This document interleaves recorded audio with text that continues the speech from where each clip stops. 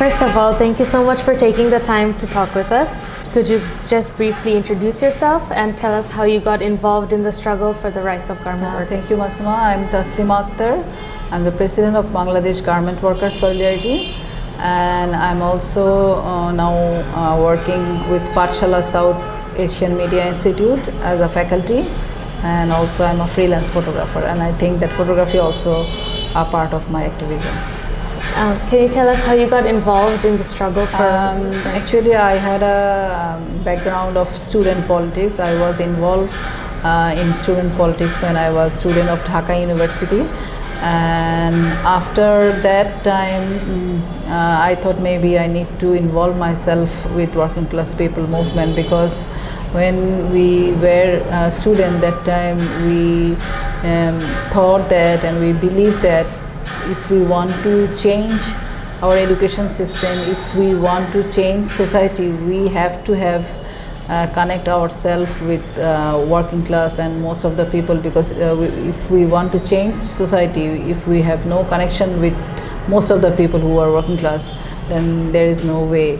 So I had a dream to involve myself with the working class movement, but it was not so easy for me to take this decision, because you know that it's not very smooth way.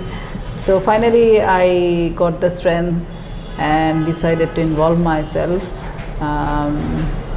and it was from 2008 still now I'm working with Bangladesh Garment Workers Solidarity, because that time we thought that if we need the democratic transition of our country, then we obviously need the connection with working class people. It was also a very encouraging thing for me that a big number of workers are women, so I decided to work with them, not only for them only, but for myself and my country. So you mentioned photography as one of your activities earlier. Could you talk about photography as a tool for social change? Actually, I was fan of photography, but I never thought I would be a photographer or like this. As an activist, I thought I can work and engage myself with political activism.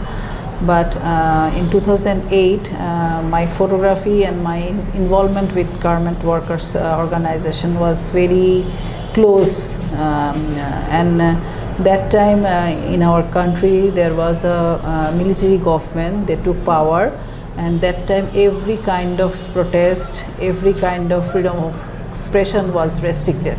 So I had some time in my hand to explore my interest in photography, and I started photography that time. I found that photography is a very strong tool through which I can express my views, my anger, my protest, and what I actually want to say. So I learned how to use photography as a tool of activism, as a tool of social change.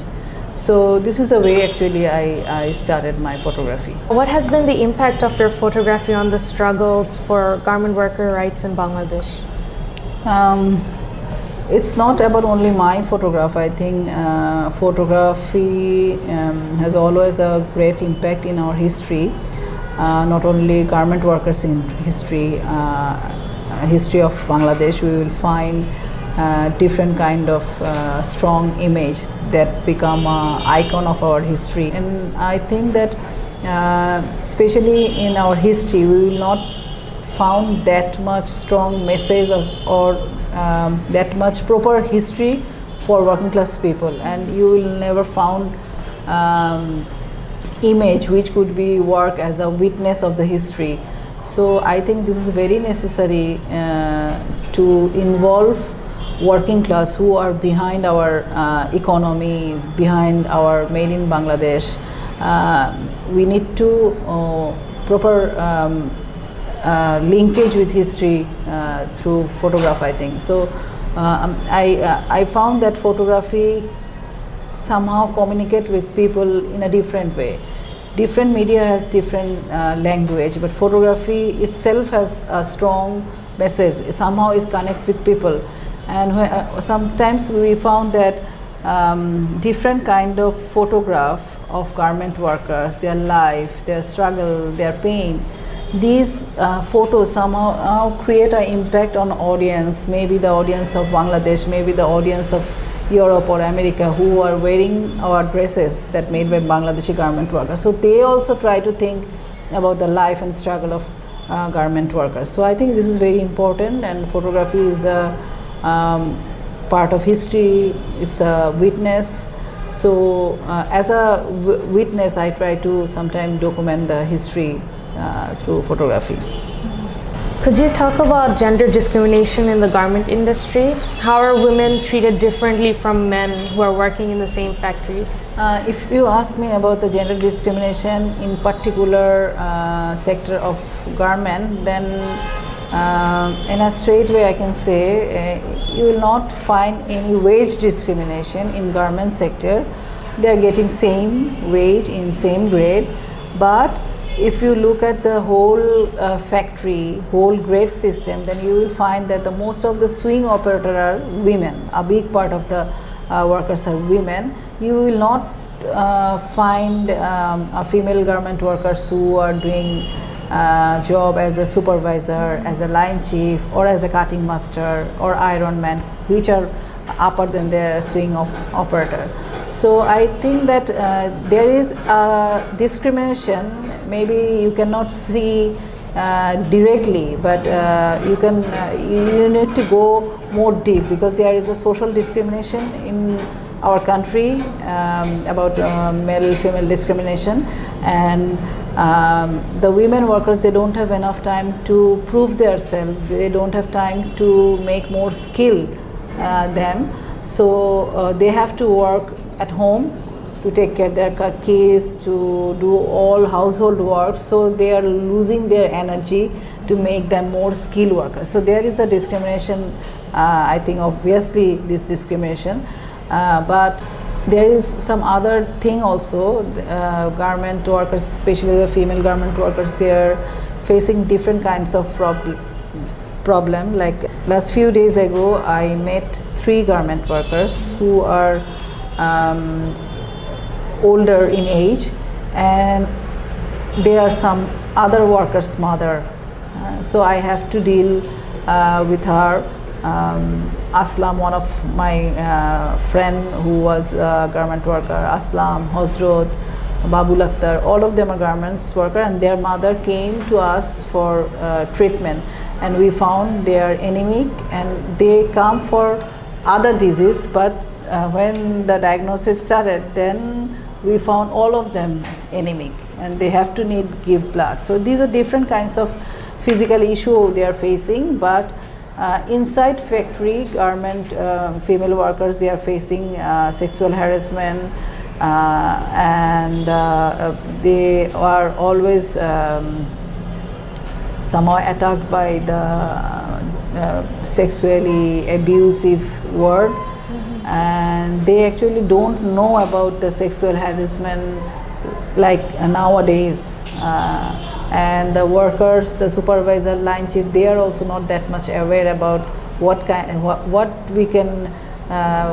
things are sexual harassment. Sometimes they think, yes, we can use these kinds of words, but last few years this issue is very important, becomes so important. So there is also a problem of child care center for women workers. So there is not enough child care.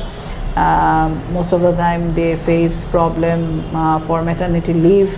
Sometimes they get leave, sometimes they don't. So many problem they are facing, and I think that if we want the best performance of women workers in garment sector, we need to change the different management of garment. At the same time, we need to assure some changes in state policy. Could you talk about the feminist movement in Bangladesh? I can share a few things from my experience. In our history, we will find a long background of feminist movement. as a student, I got scope to witness of different kind of feminist movement. It was not like a feminist movement, but the issue was about feminism. And maybe you also know about the sexual harassment, movement against sexual harassment in Dhaka University, in Jahangirnagar University, and also there was a movement on against rape, and there is also movement for changes of laws, family laws. So there is a history of women movement, but still we think that there is a necessity of make this women movement more strong. How are Bangladeshi women fighting patriarchy? Are there connections between feminism in Bangladesh and the struggle of garment worker rights? I have already mentioned you when I started that time that if we want to change our society, then we need to connect ourselves with working class people. At the same time, as a female, as a women, as a human being, if we want a society where we will not find any kind of discrimination, particularly for women, then we need to raise some issue that somehow affected women as a human being, as a citizen. Without this, I think this is not possible to get a new life. So when working class garment workers, they raise their voice for dignified wage, I think this issue is also a feminist issue, because if a woman get a proper wage and dignity, then she can raise her voice more than before. And this is also related with female, her freedom and a new independent life. So not only the financial independence give you freedom, but this is a stake. And if any feminist group cannot address women workers issue, I think it will not so easy, because feminist issue is not about a middle class theoretical study circle or like this thing. You are practicing theory, you are learning different things about feminism and other things, but actually you are not mean it, and you are not moving yourself and engaging yourself with most of the women. They are not part of your struggle. So I believe that women organization and feminist group who are struggling for women rights and who wants to demolish all kind of discrimination against women, they have to engage themselves with garment workers. But last few years we had some experience in wage movement. We found in 2018, when there was a wage movement, that time we never found that much strong voice from female organization. But this time we found very little sound from some women organization. But we believe, and it is obvious that without working class women, without engaging working class women in women movement, it's not possible to go forward. Yeah. Do you have a feminist hero? I don't know how I can mention hero or something, but of course I want to mention some names who are very much inspiring for me, who somehow changed my life. When I was a student, I was very much motivated by Begum Rokeya, who is a feminist icon in our country, and she wrote many articles that is so powerful. And still now I think that we never found this kind of powerful writing. And I want to also mention some others' name also, who somehow in their writings, their thoughts create a big impact. You know about Simone de Beauvoir, who is a French writer, feminist, and who wrote The Second Sex. And these books are like very close to us that time when we were student, and we thought that time that we need to read it several times. We need to read it. And I want to mention another feminist hero, you can say, the Alexandra Kollontai, who was involved in Russian revolution, and she was also the ambassador of Russia, and she worked with women issue and working class issue also, and she wrote many articles. And I really liked her writing and her work. Lastly, I want to mention few names who are not from the page of history. They are alive. Maybe you know Robin Burson. She's a historian, and she made memorial quilt to remember triangle garment workers who died in 100 years ago. And she also made a sister quilt for Rana Plaza and Tazreen worker. I really respect her. I respect Susan Mesila, who is a very known photographer, and she is the president of Magnum Foundation, and she worked on Kurdistan, Nicaragua struggle. So somehow her work inspired me.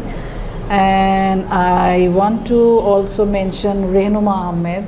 You know about the anthropologist and writer Rehnuma Ahmed. She is from Bangladesh, and she's very powerful in her writing and activism, and she somehow encourages us all the time. And sometimes she also bound us to think about ourselves and raise many questions about ourselves. So I think they are somehow encouraged me. With these big names, I want to of course mention the garment workers who always help me to get courage, get strength, get out from fear. So we're interested in learning more about the protests that toppled the Bangladeshi government this summer. As you mentioned, a lot about the workers' rights and various issues. Can you talk about some of the demands that the garments workers made through this protest, this recent uprising? Through the mass uprising, we are now dreaming for a new Bangladesh. Last 15 years there was a fascist regime, and there was a movement from different opposition corner against this fascist regime, and there was always demand for freedom of expression, voting right, democracy, and workers also facing the crisis of democracy, the freedom of expression issues. But this movement especially started by the student, university student, then this movement spread all over the country, and the students started the movement for the against the discrimination of recruitment system in civil service. But this movement get momentum when the previous Prime Minister, fascist Prime Minister Sheikh Hasina, tried to label this movement that the protesters they are not for Bangladesh. They are like Razakar. Razakar is a very historian term through which we understand those people are Razakar who are not for Bangladeshi liberation war, and they are against Bangladeshi liberation war. This labeling by Sheikh Hasina somehow make united whole Bangladeshi people against her. And when students started movement, that time different kind of attacks started on them, and it was not limited by only attack. The states started killing students, mass people, workers, and they shut down the internet, they declared curfew. All this activity, repression activity, make anger inside people, and garment workers, they also feel this movement is there. Because when Abu Said, maybe you know about Abu Said, was a university student, but he had a working class background, but he was a student, and he stand in front of police gun very strongly, and he welcomed the gun. And this viral video spread all over the country, and workers also got scope to watch this. And I want to mention this, that this we are all the time, most of the media try to say this movement is by youth, by young people. Yes, it is obvious that in every time we will see that in history, young people, young students or young generation, they are taking a great role in history. So this is also obvious, this 24th uprising, in this movement also young people played a great role. But these young people are not only the middle class student.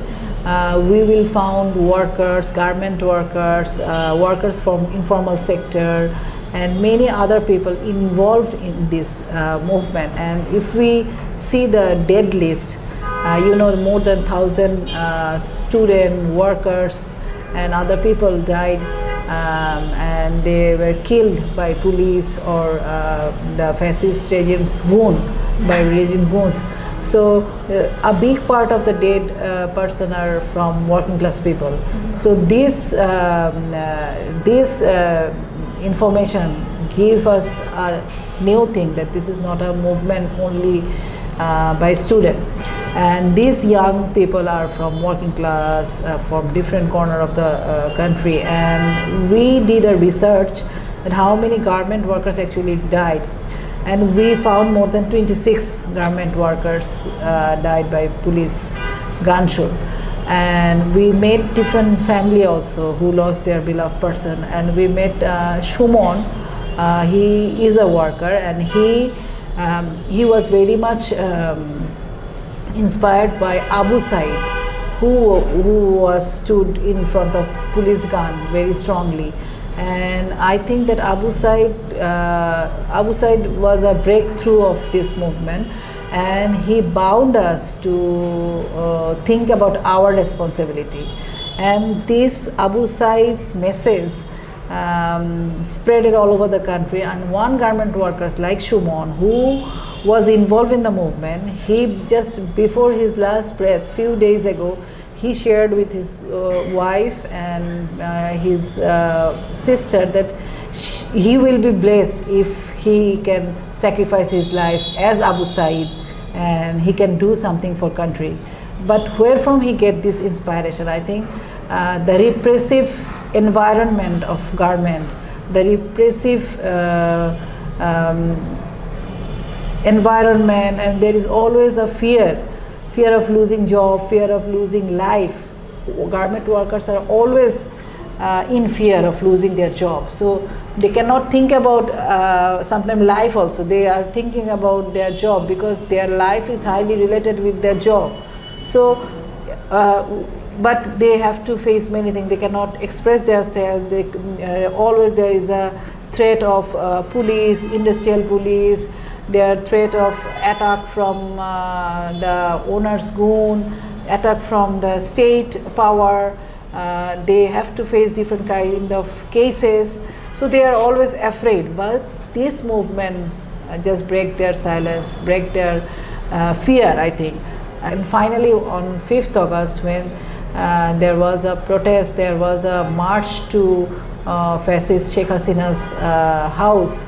That time many garment workers involved in this movement, and the spirit of the movement, I think they also want freedom of expression. They also want a fear-free environment for garment workers. That is the reason they feel unity with the movement, I think. Yeah. So can you mention just a few of their demands that they made in the streets, and whether they're connected to environmental concerns? When the uprising was going on, that time actually there was only one demand. And there was first the student raised many demands about the civil service. Then this movement become one single demand, step down of Sheikh Hasina.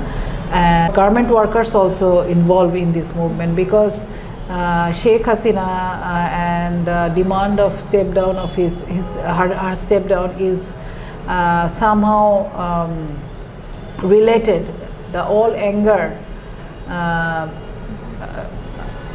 I think all anger out, anger help the whole community to united them.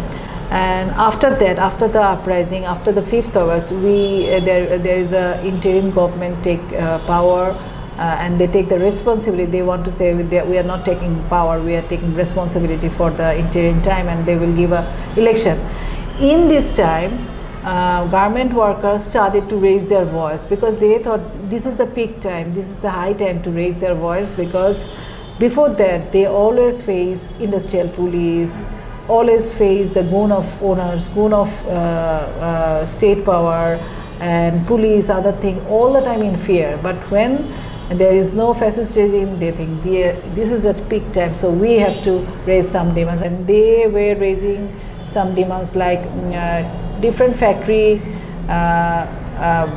they were not giving the wage, and there are many factories still now closed, and some factories are not still giving their wage for 3 months, and their tiffin bill is very low, they are not getting service benefit properly. So they raise different factory based demands, like they need the increasement of attendance bonus, increasement of tiffin bill, increasement of night bill, and they want to change of labor law and many others, like 18 points. We welcome this demand, but we need to do many things for getting these demands, fulfill this demand. And global impact of in our economy also make the whole economical conditions so critical. So it is very difficult for garment workers to survive with only $104 or $105, which is their minimum wage. So they want to re-evaluate, reassess their wage. They want increasement of their wage also. So this is the thing they are raising. But in our country there is other problem also, because now there is a new interim government, new political environment, the fascist regime. Sheikh Hasina left, but the whole system is not left. So they are also trying to convert workers' demand in different way. So your organization is called the Bangladesh Garment Workers Solidarity. Can you tell us about your organization's current work and how it has been impacted by the recent political changes? After the uprising, we are also thinking about reform of labor law, reform of the language of movement, also reform our own self, our own organization. So we are hopeful maybe this is the time, maybe we cannot do all the changes, but we can try to start something. We can try for real trade union. In our country, it is very difficult for us to make real trade union. There are many registered union, but these are mostly yellow union or mostly in paper, not in real. So maybe this is a time to think about real union. And from our organization, we are always very much involved with keeping history.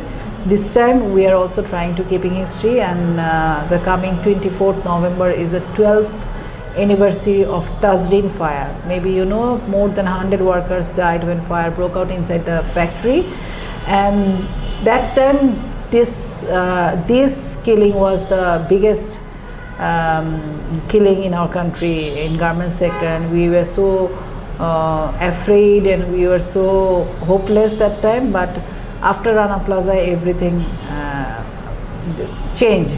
So we are trying to observing Tazrin Day, because 12th anniversary is coming. We will publish anthology of Tazrin, some writings and other information list. And at the same time, we are trying to organize our leadership, because without ideologically motivated collective leadership, it is quite impossible to fight for workers' rights, to fight against the capitalist system, to fight for dignity. So because I always feel that owner and government, they try to abolish the dignity of workers. They think workers should be like object, should be like something disposable, and they also don't believe themselves. They want to just destroy their dignity. So this is very important to make a collective leadership who will motivate it ideologically. And all the time the owners, the government, they work together and try to make polluted labor politics, and they try to just polluted whole political environment. So I think our council is coming on 1st November. This is also very important for me and for us, and we want a new leadership who will come from working class and middle class also. And especially we think that workers' right organization should have member from middle class and obviously workers, but we expect that middle class they will also involve in working class movement. And if you go back to the history, we will find that the different political party, different communist or left or socialist party, they send their best activists to workers, because workers is very important for changing the society. Because if you want to change the society, you need to mobilize working class people, otherwise there is no possibility. So we also think that middle class who are involved in these kinds of uprising, they also learn from workers and they also work with working class people. So our council is very important, but there is sometimes I feel hopeless when I saw that students now, they are not thinking that they will engage themselves with working class people or with a movement, mass movement. They are very much interested to work with power. They want to do election, they want to do many things. I think these are important, but when we started our political life, then we had a dream that we will engage ourselves with working class people, not to rescue them, rescue ourselves. There is a vice versa relation. We are not sacrificing our life for working class people. We are working together for a new life, dignified life for each other. So I think this is very important. Yeah. So in relation to your answer, what are you most optimistic about when it comes to positive change in Bangladesh, and what needs to happen in order to turn these hopes into reality? Actually, after the uprising, we're really hopeful, though it is not so easy. But now there is an interim government, and this government is not political government like any political from any political party. So we are expecting they will do some little reformation which will make a path for us to work more. So this time we raised 18 demand, and we had a we agreed with the owner, government and the workers part. Three of we agreed with 18 demands, which is totally impossible last 15 years.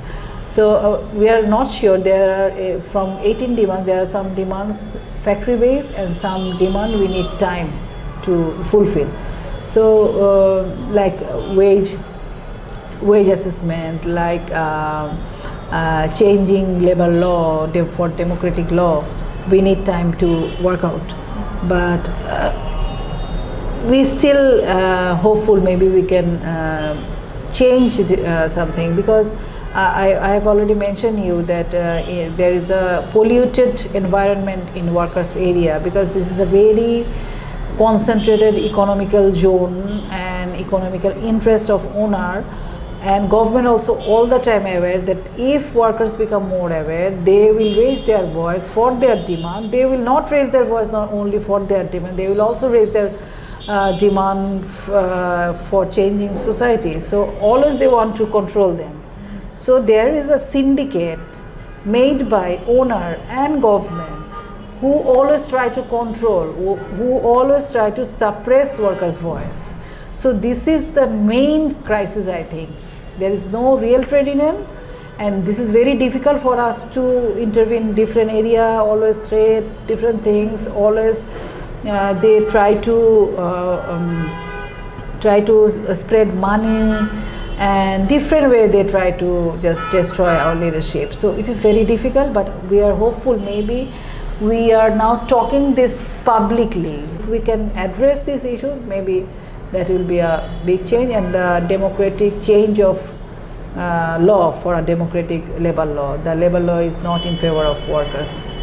And one thing I want to finally I want to say that right of organizing and freedom of expression is very important for workers. They don't have any right of organizing themselves before 15 years, last 15 years, and still we are struggling for this. If I have no right to express myself, if I have no right to do protest, do gathering with different kind of law, like 1816 penal code, this is very much humiliating law. So we need to change all this, I think.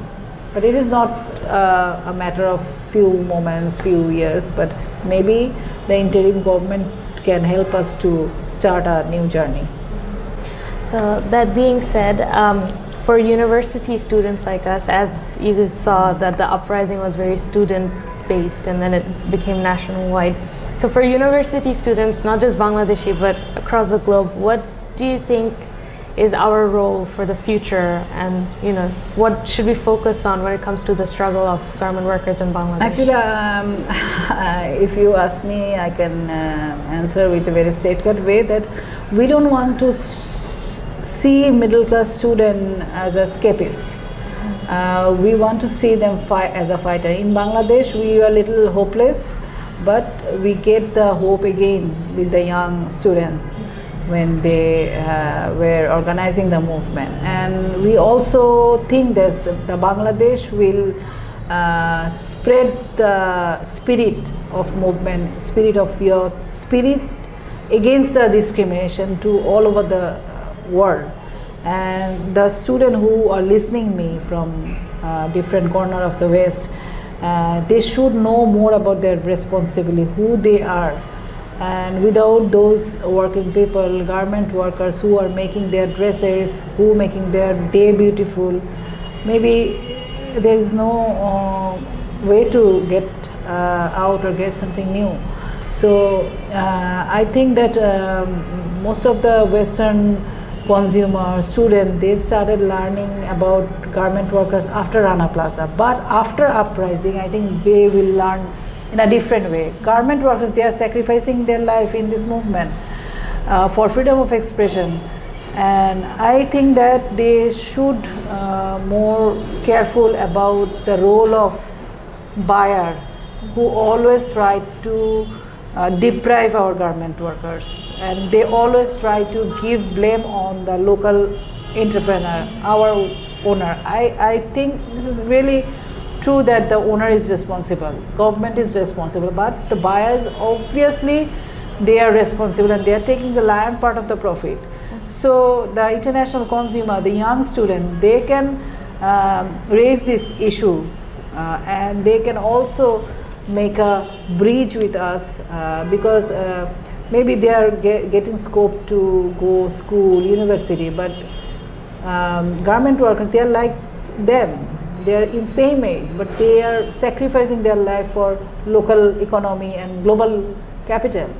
So we have our responsibility to make a unity, to help the organizers, the mobility and different work. We are now working for our council. We have our school for workers, students, trying to make something in social base in workers area. And we are trying to do many workshop, study circle, movement from one place to one place in workers area to mobilize them. And we are writing in favor of workers, because you have to fight in different way.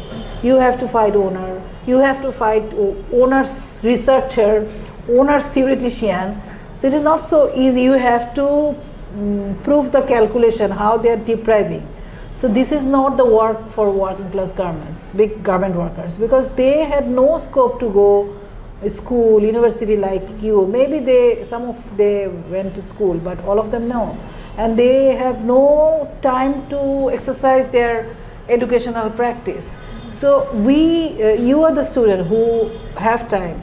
So you obviously, I think that if we want to do something, we can write, we can make gathering, we can do different things. Actually, the Rana Plaza had an example, because when Rana Plaza happened, we found people are doing different things, different activism from different corner of those. Some of them writing poem, some of them making drama, some of them making dancing performance, some of them stood in front of a international brand to say that you cannot deprive Bangladeshi garment workers, and different kind of documentation, writing, fundraising, different things they are doing. So I think that, don't think that garment workers are beggar, don't think that you can show only sympathy. I think that the young students, they are the driving force of world. So maybe they are, some of them are staying at school or university, some of them are in garment factory. So we need to make a connection, make a bridge, and to change the world, we want a bridge and want a unity, I think. And I think young students, they can do many things, and especially the student who are living in West, they have more opportunity. Maybe they cannot think how much deprived and the way of they are living with a struggle, but we are still trying to getting democracy. So their experience and our experience is not same. But I love to say, don't think they are beggar, they are fighter. Maybe you are also getting privileged from Bangladeshi garment workers. So don't think that they are trying to get your sympathy. Our protest, our united voice, maybe give them dignity, give us also dignity, that we can change our